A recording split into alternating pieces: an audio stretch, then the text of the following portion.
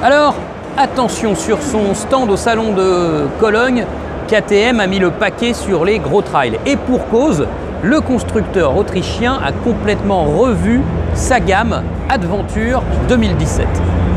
Alors vous voyez, sur cette nouveauté, il y a une petite subtilité. C'est écrit 1090. Pourtant, cette Adventure cube 1050 cm3, comme l'ancien modèle. En fait, c'est l'ancienne 1050 Adventure qui a été revue un peu pour ce millésime 2007. Alors, on a retravaillé les plastiques pour qu'elle soit mieux finie, plus valorisante. On a mis un sticker WP qui est vraiment très présent, parce que maintenant, c'est bien intégré que WP, ce sont des suspensions de qualité.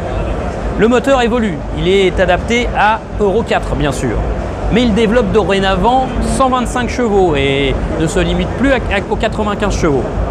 Pourtant, cette ancienne 1050 Aventure avait le gros avantage d'être éligible à la catégorie A2. Mais rassurez-vous, cette nouvelle KTM 1090 Adventure existera aussi en version kit et elle ne fera plus 125 chevaux mais 95 chevaux, et donc on pourra la brider de moitié, 47,5 chevaux, pour qu'elle puisse être homologuée pour les permis A2. Voilà, KTM conserve cet avantage stratégique sur le marché, puisque depuis peu, le permis A2 concerne tous les nouveaux accédants au permis moto. Alors la 1090 Adventure va aussi exister dans sa définition R, 1090 Adventure R. Alors là, vous avez vu, il y a une grosse différence.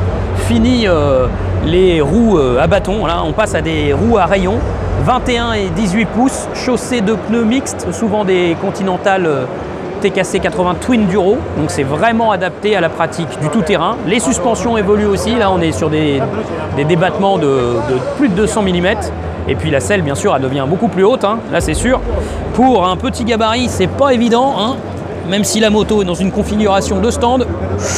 Là, ça s'avère assez haut. Si on mesure moins d'1,75 m, ce ne sera pas facile tous les jours de conduire cette moto, qui possède deux séries des crash bars et puis une bulle courte aussi, pour pouvoir favoriser un peu quand on conduit debout, pour pouvoir voir bien plus loin, pour ne pas être gêné par la bulle sur la version standard qui protège bien plus. Voilà, et cette moto, bien sûr, ce sera 125 chevaux pour bien soulever la poussière.